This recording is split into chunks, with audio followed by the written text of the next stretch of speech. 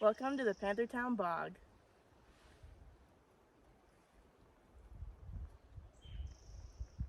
The Panthertown Valley Bog is a rare, high-elevation Southern Appalachian mountain bog found in western North Carolina's Nantahala National Forest.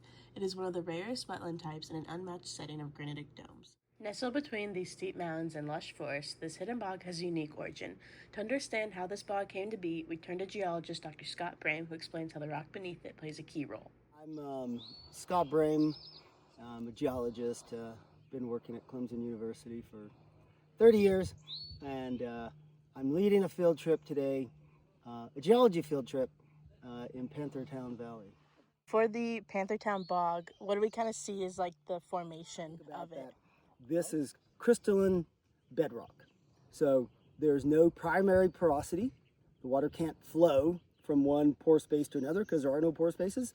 And if there were pore spaces, those pore spaces would have to be connected. So that you would then, like when you take a sponge and squeeze it, you're squeezing the spaces between those pores are being able to drain, and we call that permeability. So these rocks have almost zero permeability. So I think we could say it's a combination of both soil type that develops on top of this and some pore drainage, because it's not getting water from the ground, we're pretty sure.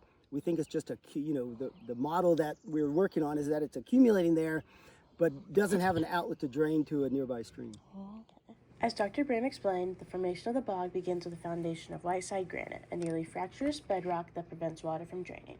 On top of this, a layer of organic-rich, mucky soil begins to accumulate from decaying plant matter. Next comes a layer of peat, a spongy, partially decomposed buildup formed over centuries. On top of the peat is a thick layer of living sphagnum moss, which holds water like a sponge and creates the acidic, low-nutrient environment bogs are known for. Water flows in from surrounding areas, keeping the bog saturated year-round. Over time, this creates a unique habitat where specialized plants and organisms thrive. Most of the water in the bog is groundwater seeping from the surrounding mountainsides. As this water filters through the bog, it becomes more acidic. Flowing gently beside the bog, Boggy Creek helps sustain this fragile ecosystem and connects it to the greater Panthertown Creek watershed. Hey, I'm Loretta Ensley. I'm the 2025 Summer Intern here at Friends of Panthertown, and right now we're at Boggy Creek. And the interesting thing about this water is it's a bit more acidic than typical waters due to its proximity to the bog. It registers at a pH of about 3.8. And if we go further downstream, where it connects into Panthertown Creek, that one measures at about 4.1. Beyond the water, this bog is home to uniquely adapted plants and wildlife. To learn more about the plant life, let's hear from a few experts. Hey, my name is Kaci McMullen. I'm the Trails and Stewardship Director for Friends of Panthertown. Something about the bog, because it is so nutrient poor, it creates a habitat for really special plants like St. John's wort and cinnamon fern, and especially sphagnum moss, which we're standing in a huge field of it right now. This sphagnum moss will eventually turn into peat because it has no way of breaking down in this nutrient poor environment. Yeah, so my name is Jim Costa. I'm a professor of biology at Western Carolina University and director of the Highlands Biological Station. What kind of plants, vegetation, and other life would you expect to see in the bog? In that bog? Yeah. Well, so sphagnum moss is one of the key common plants that you're going to find in any kind of a bog or fen environment. It is a moss that acidifies the water over time, and so bogs become environments that are super low in nutrients, and the sphagnum is really playing a huge role in that. So once you have those very acidic conditions, that begins to select for what else can live there. So bogs can be home to pitcher plants and sundews.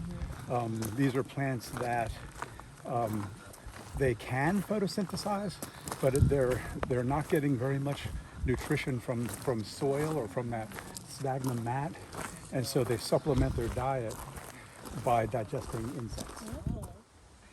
Hello, my name is Kaci Johnson. I'm the Trails and Stewardship Manager for Friends of Panthertown, and there are sundews. You should come and check them out. They're all over the place.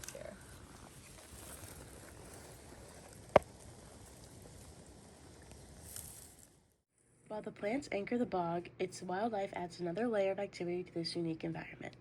From fish darting below the surface to dragonflies and other insects flying around, this bog is full of motion. Together with its plants, the bog's wildlife helps sustain this rare ecosystem. I mean, Panthertown Bog is one of the largest, best developed bogs in the region, and so it's a real gem of a bog. You don't often find a bog of that size and probably that antiquity in this region. Every plant, insect, and drop of water plays a role in this bog story, but this delicate ecosystem is both fragile and easily disturbed. Protecting this rare bog means being mindful of every step and respecting the landscape. By protecting it, we help ensure this hidden ecosystem continues to thrive for years to come. Friends of Panthertown is the 501c3 nonprofit that partners with the U.S. Forest Service to maintain Panthertown's trails, complete restoration projects, and share interpretive education programs with the public.